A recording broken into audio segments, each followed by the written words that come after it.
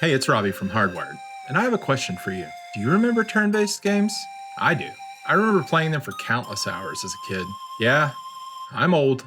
I was a teenager in the late 90s and early aughts. I played so many wonderful turn-based games with my friends. Games like Illusion of Gaia, Secret of Mana, Final Fantasy, Breath of Fire, Chrono Trigger, Xenogears, and even though it isn't a turn-based game, it's worth mentioning Zelda. We'd spend every available moment playing these games, and that's why I chose to review Sea of Stars. And y'all, it absolutely took me back to the more carefree days of my youth.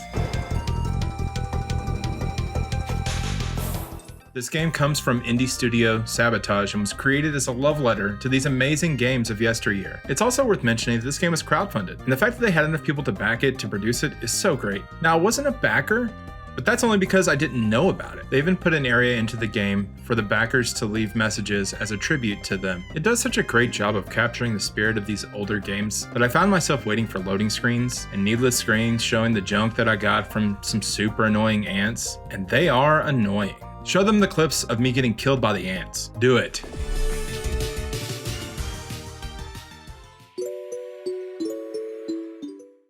Sea of Stars is beautifully rendered. The landscapes, gorgeous pixel art characters, and even the background images invoke a sense of wonder and scale. There's so much detail everywhere you look. I've been rocking pics from my playthrough as my phone background since I started playing the game. There's a few little things that drew my eye and ear. Things they didn't have to do, like the light that each of your characters puts off. It highlights their elemental attributes. The way the characters and landscapes are animated. A couple of times I even noticed either things in the background or enemies moving in time with the soundtrack. The soundtrack, by the way, is really great, and they even got Yosunori Mitsuda to help produce the music. There's no voice acting, but they did a pretty cool thing with the audio design to help with that. Namely, the fact that all the characters have different bubble sounds to their voices during dialogue, adding to the feeling that you're actually listening to a conversation. The game starts you off as two kids that were born on the solstice of a particular year. This means that they are destined to be solstice warriors, imbued with eclipse magic, which is the only thing that can defeat the minions of the Fleshmancer. The kids are raised in a small town, which is below a temple that is devoted to the Solstice Warriors Order, where they train to fight and use magic. The story picks up when they are adolescents and have figured out their powers enough to get in trouble. The headmaster has to rescue you before taking you to begin your training. After several years of training, you head out to prepare to take on a dweller. Along the way, you meet more friends that become party members that fill out your roster and make you a more cohesive fighting unit. The combat is heads above many of its peers as far as turn-based combat goes. Initially, I will say that I found the combat a little tedious, mostly because it seemed that in order to do a decent amount of damage, you had to kind of throw away attacks to generate orbs of power. These orbs allow an individual party member to imbue their attack with their elemental power. Over time, I came to terms with the system and actually really enjoyed it. The reason why it, in the beginning, seemed annoying is due to the fact the way the lock system works. It forces you to generate these orbs in order to do a specific combination of attacks in order to stop an enemy from being able to cast a high-level spell or attack, like the ants. They call more ants to battle. Where did that bug spray go? I hate the ants.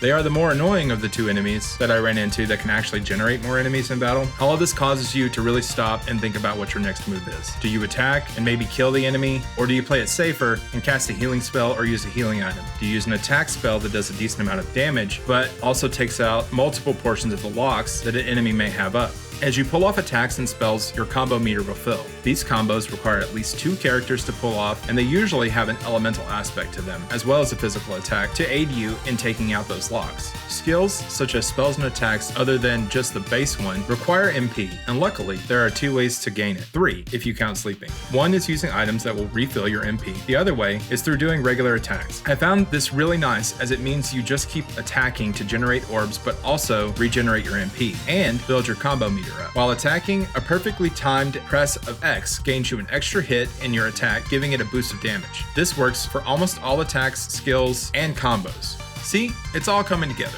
Also, I know we've talked about it being a turn-based game, but it's worth stating that it isn't the old school turn-based, where my whole team goes, attacks, then the enemy gets a turn. No. Each enemy has its own turn counter, and once it clicks over to 0, they attack. Healing is done in a similar way to generating MP. You can use items, skills, or sleeping. It is interesting though, that rather than use potions or items that give you health and or MP, you use food. You can either buy food or craft it at a campfire. One dish may give you a certain amount of health or MP, while another may revive a KO'd character. Later on, you get better recipes, and some heal the entire party or provide both HP and MP, or just give you more of one or the other. When a teammate is KO'd, you can use an item to revive them, or you can just wait for them to revive on their own. When they're downed, there are stars that circle over their body, and as turns pass, they disappear, before they eventually revive at half health. Obviously, if your whole team is KO'd, you lose the battle and you start over from the most recent checkpoint or save point. Also, this game is pretty nice in this aspect because the most recent save point is usually pretty close to wherever you died, and you aren't having to traverse large swaths of the dungeon or area to get back to where you died. Most of the items that you pick up in the game are in the service of cooking food, and you can't collect too much of it. There will always be tomatoes or mushrooms or whatever you can pick up to be able to cook at the next campfire. There seems to be no upper limit to the amount of ingredients you can hold in your bag, so I just picked up everything. This also leads to talking about the fishing minigame.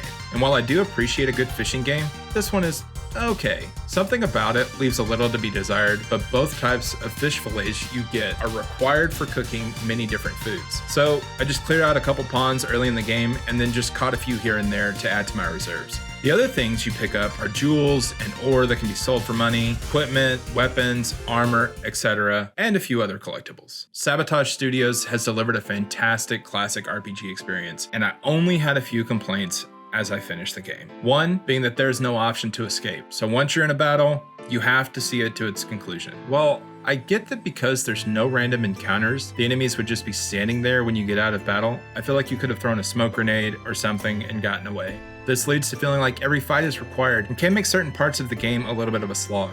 The other thing is the lack of any real side quests. Sure, there are little fetch quests that you can do, typically in the same town you're already in. Other than finding collectibles to trade in for certain items, there aren't really any. These things don't really detract from the overall game, but could have been a nice addition, especially as you're given access to most of the world pretty early in the game. Now for the rating. I will say that there were a couple of things that happened that prevent me from giving it a higher score, but only slightly. This game was such a joy to play from beginning to end, and other than the few things that are listed above, it was such a standout production for Sabotage. I give Sea of Stars a 9 out of 10. Go pick this game up. It's worth it whether you pay $34.99 or get it on Gamepass or PlayStation Plus. I've been Robbie from Hardwired, and if you like this video, like and subscribe. Until next time.